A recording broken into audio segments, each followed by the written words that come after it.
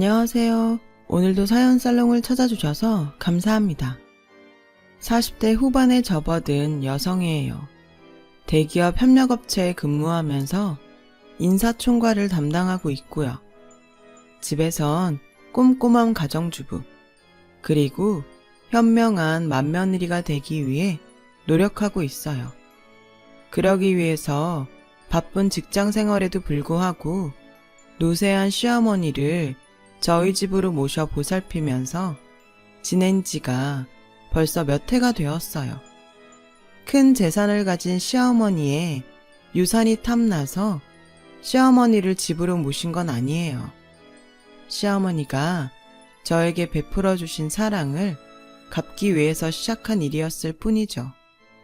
젊을 적에는 사흘에 한 끼 먹기가 일쑤였을 만큼 가난했다는 시어머니는 자수성가를 이룰 무렵 시아버지와 사별을 했다고 해요. 그래서일까요?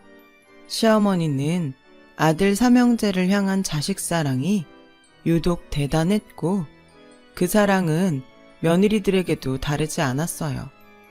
맏며느리인 저를 포함한 모든 며느리에게 똑같은 사랑을 베풀었죠. 함께 사는 저에게는 많은 배려도 해주었어요.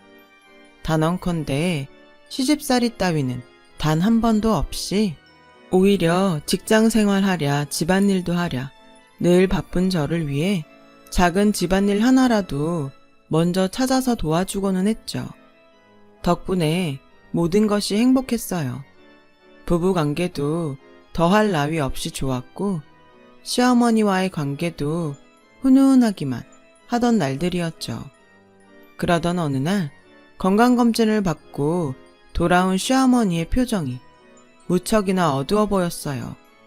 정확히 말하자면 어둡다기보다는 무언가를 포기하거나 해탈한 사람 같은 느낌이라고 해야 맞을까요?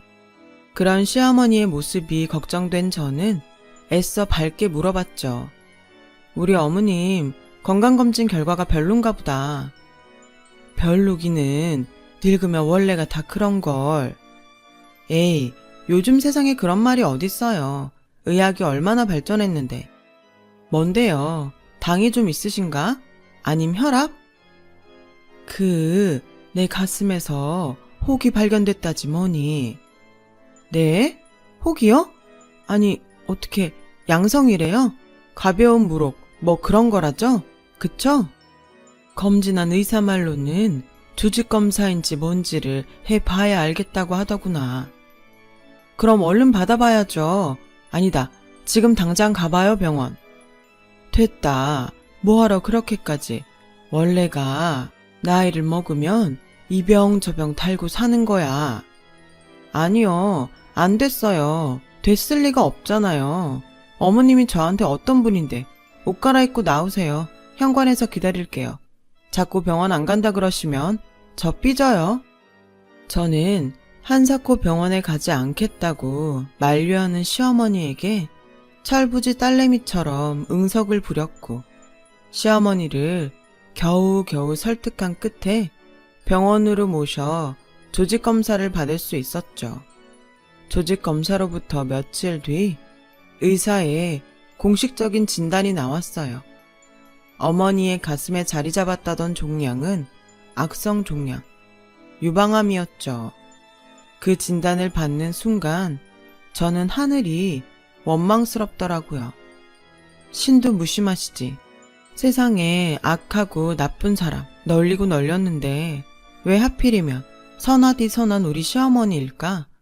가벼운 병이라고 해도 속이 미어지기는 마찬가지일 텐데 왜 하필 병 중에 제일 독한 병인 암일까 싶었어요.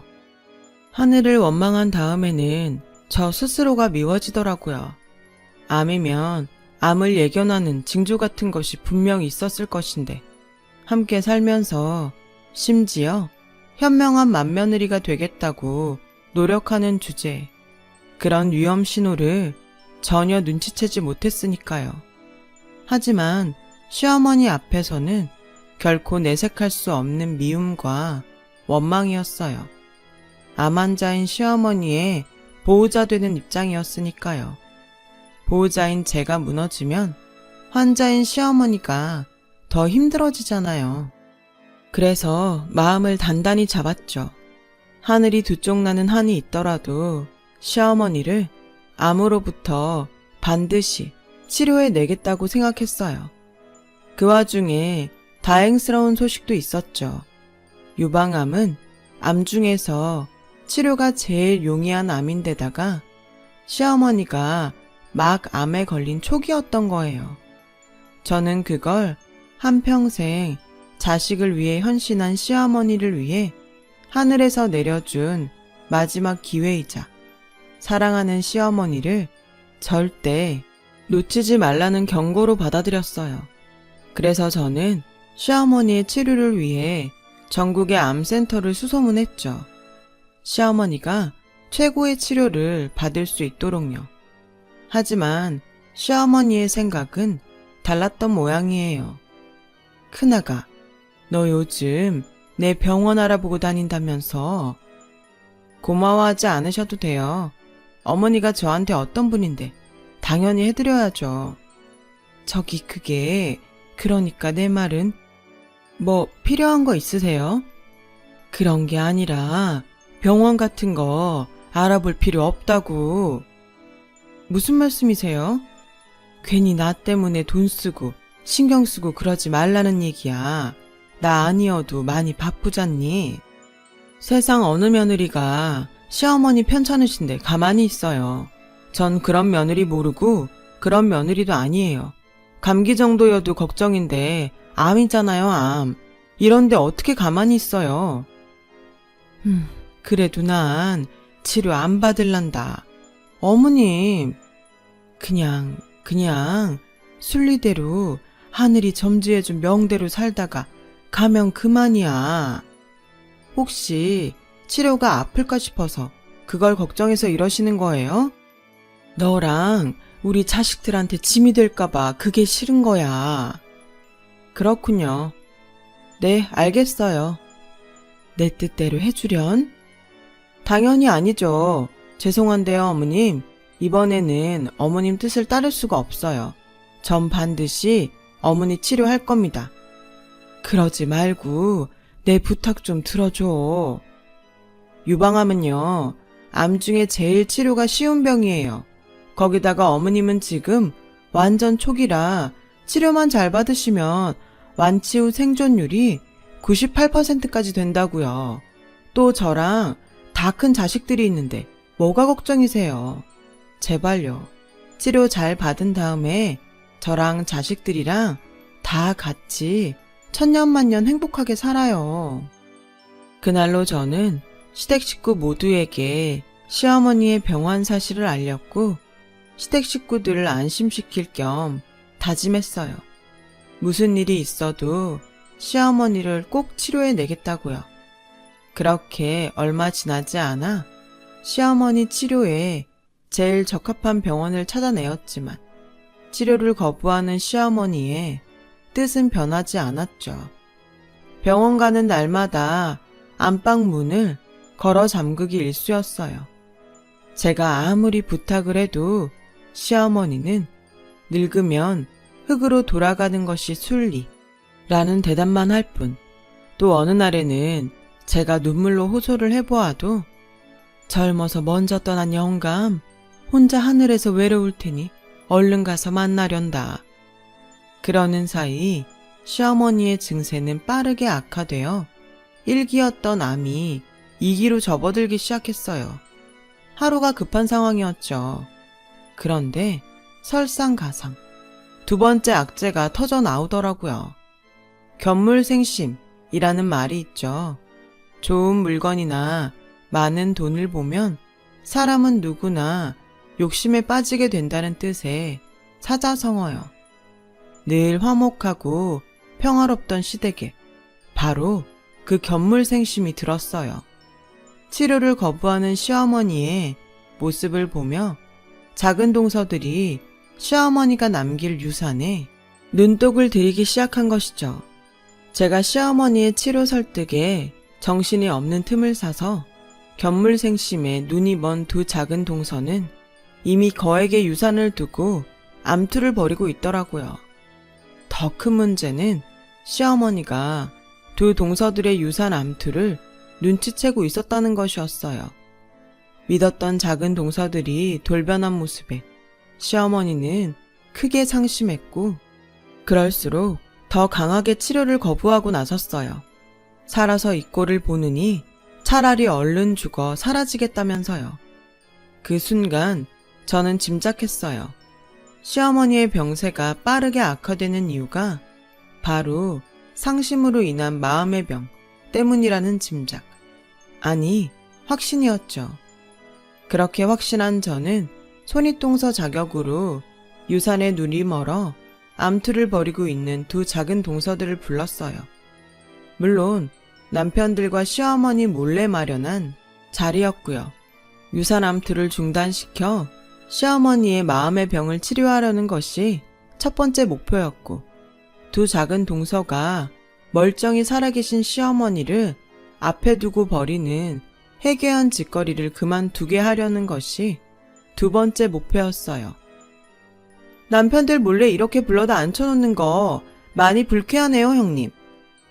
그래? 그러면 각자 남편들 대동하고 다시 모이지 뭐. 남편들 대동하기는 싫지? 각자 나서서 치료를 도와도 모자랄 판국에 유산 다툼부터 벌이는 거. 당연히 떳떳한 행동 아니라는 거. 그거 누구보다 동서들이 제일 잘 알고 있으니까. 아니야? 유산이 커서 욕심 생길 만하다는 건 인정하는데 그래도 이러면 안 되는 거잖아. 우리가 언제부터 돈 가지고 싸움질이나 해야 되는 집안이었다고. 그러면 형님은요? 형님도 다 바라는 거 있으니까 시어머니 치료하겠네 어쩌네 하면서 나서는 거잖아요. 차라리 우리처럼 솔직하긴 하던가요. 앞에서는 훌륭한 며느리인 척, 뒤에서 그 돈 독차지할 생각이나 하지 말고. 내가 돈 때문에 이러는 것 같아? 아닌가요? 우리 눈에는 그렇게 보이는데? 아니야. 난 우리 시어머니를 꼭 치료하고 싶어. 완치시켜서 하늘이 허락하는 만큼 천년만년 함께 행복하게 지내고 싶어. 그뿐이야. 아이고, 대갓집 며느님 납셨네. 열려면 세워드려요. 비꼬기는 그럼 약속 하나 할까? 믿지 못하겠으면 녹음을 해도 좋고 각서를 받아가도 좋아. 무슨 약속인데 그렇게까지? 유산 한 푼도 안 받을게. 그러자 두 동서는 서로를 향해 고개를 갸웃거리며 잠시 생각에 잠기더라고요. 이내 어리둥절하니 되묻더군요. 진심이에요? 진심이니까 각서를 받아가도 좋다는 거잖아. 대신 동서들도 유산에 눈독 들이지 마. 유산은 시어머니가 천수를 다 누리고 떠난 다음에 그때 얘기하는 게 도리고 순리야. 좋아요. 저희도 물어볼게요. 유산이 목적이 아니면 굳이 치료를 받지 않겠다는 사람을 두고 왜 그렇게까지 혼자 열심히 돌아다니는 건데요? 며느리도 자식이야. 그리고 시어머니 아직 살아계셔. 앞으로도 오래오래 살아계실 거고. 그리고 마지막으로 경고하는데 한 번만 더 유산 두고 싸움질이나 벌이고 그러면 그때는 지금처럼 좋게 얘기로 끝나는 일 같은 건 없을 거야. 당근과 채찍을 동시에 꺼내들며 두 작은 동서의 유산 암투를 진압하는 데 성공한 저는 그날 밤 잠을 청하는 시어머니 옆에 자리 잡고 누워 넌지시 물어봤어요. 제가 어떻게 해드리면 치료를 받겠냐고요. 한참을 말없이 잠만 청하던 시어머니는 저에게 한마디를 툭 던지고는 잠들었어요. 새댁일 적에 팥죽 한 그릇 먹어본 적이 있단다. 나이가 들어서 그런가? 이제는 어디서 어떻게 먹었는지도 가물가물한 팥죽이지만 맛은 분명하게 기억이 나. 참 달고 맛났지. 그 팥죽 한 그릇이면 대번에 기운을 차릴 것 같구마는. 암이 앞에 있는데 웬 팥죽인가 생각했지만 어머님께 많은 사연이 있으신 듯한 분위기에 저도 괜시리 숙연해지더라고요. 시어머니의 그 말을 들으면서 속으로 참 감사했어요. 이래저래 고생이 많은 며느리를 위해 시어머니가 직접 실마리를 내어준 것이었으니까요. 그래서 저는 날이 밝기 무섭게 직장에 휴직계를 내고는 시어머니의 기억 속 팥죽 찾기에 나섰어요. 대한민국 전역을 돌아다니며 팥죽을 포장해 시어머니께 가져다 드렸어요. 70에 가까운 연세 동안 기억에 남을 정도로 맛있는 팥죽이라면 분명 대단한 맛집이라는 생각이었죠. 하지만 시어머니가 원하는 팥죽을 좀처럼 찾을 수는 없었고 저는 아무래도 포장이라 맛이 떨어지나 하는 고민에 빠져들었죠. 포장이라 맛이 떨어질 거라는 생각은 시어머니도 마찬가지였던 모양이에요. 시어머니가 저의 팥죽 탐방기를 함께하기 시작했거든요. 병세가 조금 더 악화된 몸에도 불구하고 추억의 팥죽을 찾아 조선 팔도를 떠도는 시어머니의 표정은 소녀처럼 밝았어요. 저는 그런 시어머니를 위해 마침 휴직 중이던 의사친구를 시어머니 옆에 꼭 붙여둔 채로 동행길에 나섰죠. 시어머니의 건강을 돌보게 하는 한편으로 희망에 부풀었어요.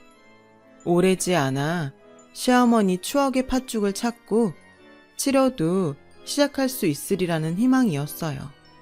하지만 여기도 입에 안 맞나 보다. 그쵸? 그러게나 말이다. 팥죽 맛이 영. 어떻게 아닌데요? 맛이야 있지. 있는데 내가 찾는 그 맛이 아니야. 정말 기억이 잘 안 나세요? 작은 단서 하나라도요. 어디 근처라든지 하는. 가물가물해. 겨울인 것 같기도 하고 여름인 것 같기도 하고 나이 먹으면 다 그렇다지만서도 이럴 때는 참 속이 상하네. 괜찮아요. 금방 찾겠죠. 이만큼 돌아다녀서 없으면 없는 거겠지. 나 때문에 괜히 더 고생하지 말고 여기까지만 하자꾸나. 제가 고생하는 것처럼 보여요? 정말로? 운전하느라 피곤하지 않니? 전혀요. 저 지금 되게 행복해요.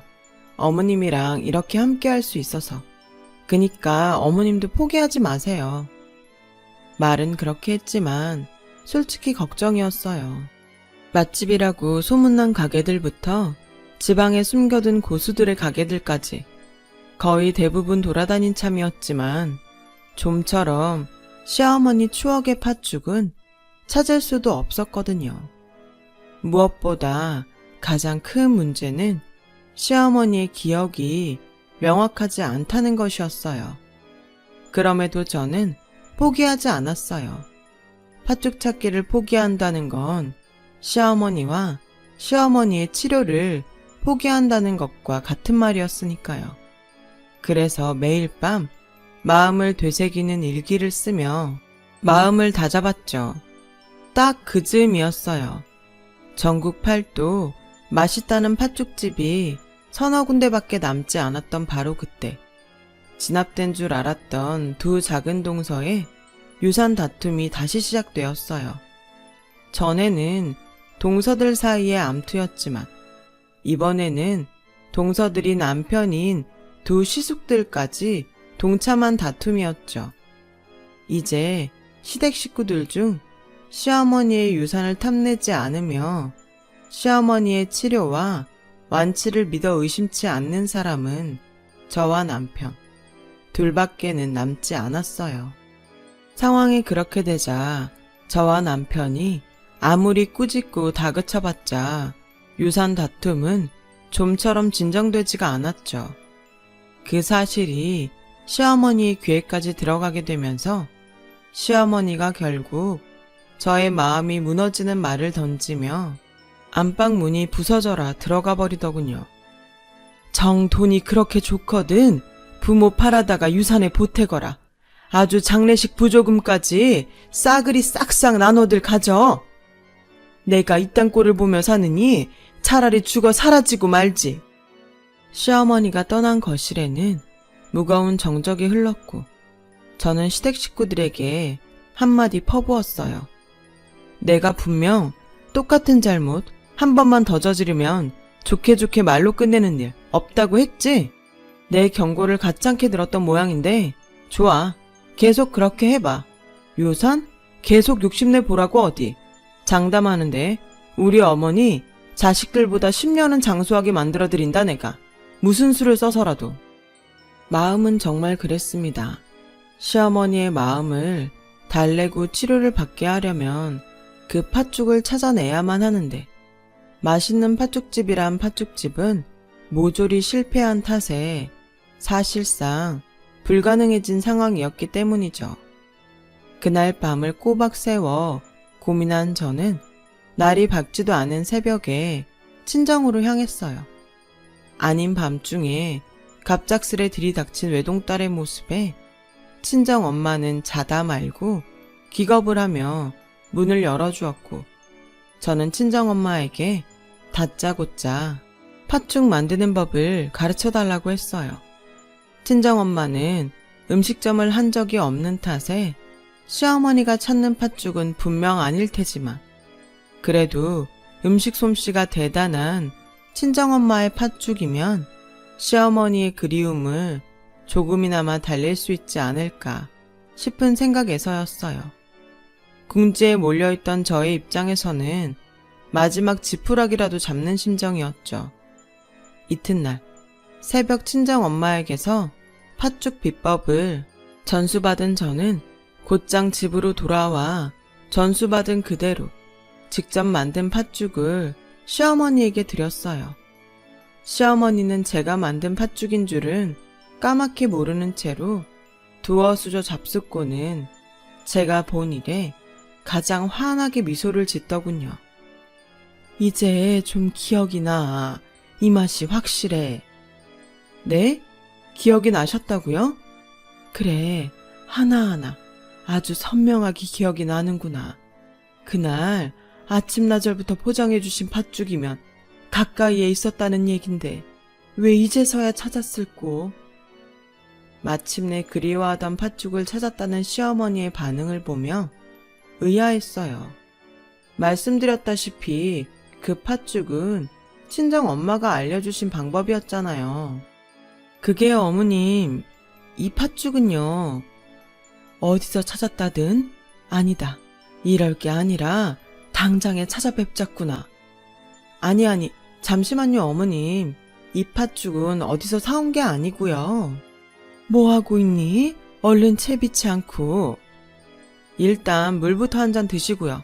그러다 혈압 오르겠어요. 가뜩이나 많이 아프신 분이. 지금 혈압이 대수라니 드디어 만날 수 있게 되었는데. 그래서 그래요. 이 팥죽은요. 제가 만든 팥죽이에요. 친정엄마한테 전수받은 비법으로요. 사돈이? 아닌데. 사돈은 그분이 아닌데. 혹시 어디서 따로 배웠다거나 그런 얘기를 들은 건 없고? 지금은 돌아가신 저희 외할머니요.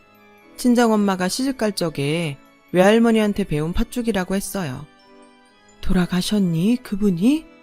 네, 제가 아주 어릴 적이어서 전 얼굴도 몰라요. 아, 그렇구나. 그렇게 되었어. 하기사, 세월이지. 전 그냥 어머님이 치료를 받았으면 하는 마음이었어요. 어찌되었건 맛있는 팥죽이면 어머님께 위로가 되지 않을까 싶어서요. 내가 고마워할 일이지. 동서들한테 연락부터 넣거라. 당장 함께 갈 곳이 있으니 옷 단정하게 차려입고 오라고. 잠시 후 연락을 받은 시댁 식구들이 정장 차림으로 저희 집에 도착했어요. 하나같이 유산을 미리 나누어 주려나 하는 기대로 가득한 표정들이었죠. 시댁 식구들이 도착하기 무섭게 안방에서 나오는 시어머니의 모습을 보며 저 또한 어리둥절해졌어요. 시어머니가 어느새 옷을 아주 반듯하게 차려입은 모습이었거든요. 어머니는 제가 무슨 일인지 물을 겨를도 없이 저를 앞장 세워 길을 떠났죠. 시어머니가 가자는 곳을 향해 앞장서는 저도, 뒤따르는 시댁 식구들도 지금 뭐가 어떻게 돌아가는지 모르기는 마찬가지였어요. 그런 의문 속에서 마침내 도착한 곳은 저희 친정 쪽 선산. 친정 엄마에게 팥죽 비법을 전수했던 저의 외할머니 산소였어요. 마침 저의 연락을 받고 기다리고 있던 친정엄마가 시어머니에게 외할머니의 영정사진을 건네자 사진을 확인한 시어머니는 흐르는 눈물을 닦으시고는 몸가짐을 바로잡으며 저와 시댁 식구들을 향해 돌아섰죠. 뭐하고들 있니? 묘소에 왔으면 제사를 올려야지. 제사를 갑자기요? 명절도 아니고 제삿날도 아닌데요. 갑자기가 아니라 우리가 너무 늦게 찾아뵌 거야. 저희 외할머니랑 무슨 인연이라도 있으셨어요? 있지 그럼. 아주 감사하고 깊은 인연. 아주머니가 말이다. 아니지, 너의 외할머님 되는 어른께서 나와 내 남편을 살렸단다. 죽을 고비에서 구원해 주었어. 구원이요? 무척 가난한 시절이었지. 사흘에 한 번꼴로 욕이나 간신히 때울 만큼 힘들던 젊을 적이었어. 그렇게 저, 친정엄마, 그리고 모든 시댁 식구들은 비로소 팥죽과 시어머니, 그리고 외할머니의 인연에 대해 듣게 되었어요. 슬프고도 감동적인 사연 이야기였죠. 시어머니는 자수성가한 덕분에 지금은 큰 부를 이루었지만 젊을 적에는 무척이나 가난하셨대요. 거짓골 바로 직전으로 몰릴 만큼이요. 사실 집도 절도 없이 떠도는 생활까지 했다고 하니 외람되지만 거지나 다를 바 없는 신세로 온갖 수모와 고생을 다하며 살았죠. 가난이 절정에 닿았던 그때가 딱 20살 무렵. 심지어 유독 춥기도 춥고 눈도 많이 왔던 그해 겨울, 허드렛 일로 근근히 살아가던 시어머니는 그나마 허드렛 일도 제대로 하지 못하게 되었어요. 저희 남편이자 시어머니, 첫 아이의 출산이 가까워졌기 때문이죠. 만삭인 시어머니에게 일감을 주겠다는 곳은 나타나질 않았고 결국 장기간 방세를 내지 못한 탓에 그 혹한의 추위 속에 길거리로 내쫓기게 되셨대요. 졸지에 길거리에 나앉게 된 시어머니는 막 입대해 이등병이던 남편에게 연락을 할 수도 없었어요. 지금처럼 연락수단이 많은 시절도 아니었던 때였기에 전보를 알렸지만 도착했는지 알 방법은 없었죠. 도착했다고 한들 남편으로부터 도움을 받을 기대도 어려웠고요. 군대가 지금보다 훨씬 엄하던 시절이었으니까요. 결국 혈혈단신, 눈 쌓인 거리를 전전하게 된 시어머니는 만삭이 된 몸으로 제대로 먹지도 편히 누워보지도 못한 채로 지쳐갔어요. 그렇게 며칠을 떠돌던 시어머니가 이제는 굶어 죽거나 얼어 죽겠구나 싶어하던 순간 거리에 널브러진 채로 생명이 꺼져가던 시어머니를 지나가던 저의 외할머니가 발견했던 거죠. 외할머니는 만삭인 시어머니의 배를 힐끗 살피고는 대뜸 호통을 쳤대요. 이 애끼 이 사람아, 자식을 임신한 부모가 어찌 함부로 삶을 포기하려 들어? 네? 이 추운 날에 여기 이러고 앉아있으면 이대로 얼어 죽겠다는 소리밖에 더 되나 이 말이야. 죄송한데요 아줌마, 그냥 가던 길 가주실래요? 아줌마 아니어도 저 지금 너무 많이 힘들어요. 누가 안 힘들다든 딱 봐도 힘들어 배는구만. 내 말은 힘들어도 어떻게든 살 길을 찾아 나서야지. 어디 자식 가진 부모가 함부로 죽으려 드냐는 말이야. 저도 살고 싶어요. 근데 어째요? 방법이 없는데 이 힘든 세상 얼굴도 모르는 사람이 도와달라면 누가 도와주기는 한대요. 그래서 이러고 있는 거예요. 살고 싶은데 살 힘도 없고 방법을 찾아 나설 힘도 더는 없어서. 소리 지르는 꼬라지 보아하니 고생 덜한 모양일세. 아줌마, 시끄럽고 잠깐 있어 봐봐. 동네 엄한 송장 치르기 싫으니까는. 그렇게 급히 자리를 뜬 외할머니가 무언가를 들고 돌아와 시어머니에게 건넸다더라고요. 시어머니가 세월에 떠밀려 기억도 제대로 못하면서 평생을 그리워하던 바로 그 팥죽 한 그릇. 그리고 며칠 여관에서 머무를 수 있는 돈이었죠. 그날 시어머니는 따끈따끈 김이 모락모락 피어오르는 팥죽 한 그릇에 기운을 차렸고, 덕분에 되찾은 기운과 외할머니가 남긴 돈으로 여관에서 머물며 삶의 의지를 되찾아 자수성가한 지금에 이를 수 있었다고 해요. 과거의 사연을 시댁 식구들에게 들려준 시어머니의 눈에서는 눈물이 흐르고 있었고, 저는 그런 시어머니와 교감을 나누었어요. 그런 일이 있었군요. 저희 외할머니가 말과 행동이 좀 거칠긴 해도 마음 씀씀이는 진국인 분이었다고 들었는데 정말 그랬던 모양이에요. 당연하지. 짧은 인연이었지만 분명 좋은 분이었어. 덕분에 나도 이렇게 살았고 네 남편도 무사히 나을 수 있었잖니? 그렇게 감사한 은인인데 생전에 찾아뵈었으면 참 좋았을 것을. 먹고 살기 힘들다는 이유에 또 나이 탓이나 해가면서 잊고 지낸 죄를 어찌 갚으면 좋을꼬. 이렇게 다시 만났잖아요. 외할머니도 되게 반가워할 거예요. 그렇겠지? 내 정신 좀 보게. 오자마자 인사부터 올렸어야 할걸. 시어머니는 외할머니의 산소에 술 한 잔 올리며 고개를 떨군 채로 감동의 눈물을 닦던 시댁 식구들에게 마지막 말을 건넸고, 시댁 식구들은 돈 욕심에 빠져 유산 다툼이나 벌였던 잘못을 참회라도 하려는 듯 외할머니의 산소에 정성스레 제를 올렸죠. 그 마지막 한마디는 은인께서 나를 구원해주고 떠나면서 이렇게 말씀하셨어. 은혜는 돈으로 갚는 것이 아니라고. 정직하고 반듯하게 열심히 사는 삶 자체가 은혜에 보답하는 길이라고 말이다. 그래서 그렇게 살려고 노력했는데 물거품이 되어버렸더구나. 내 자식 새끼들이 그깟 돈에 눈이 멀어버린 통에 은혜를 저버린 꼴이 돼버리고 말았어. 그러니 내가 큰며느리의 외할머니께 지금의 내가 있고 너희를 있게 해준 은인에게 부끄럽지 않도록 다시금 올바르게 살아주겠니?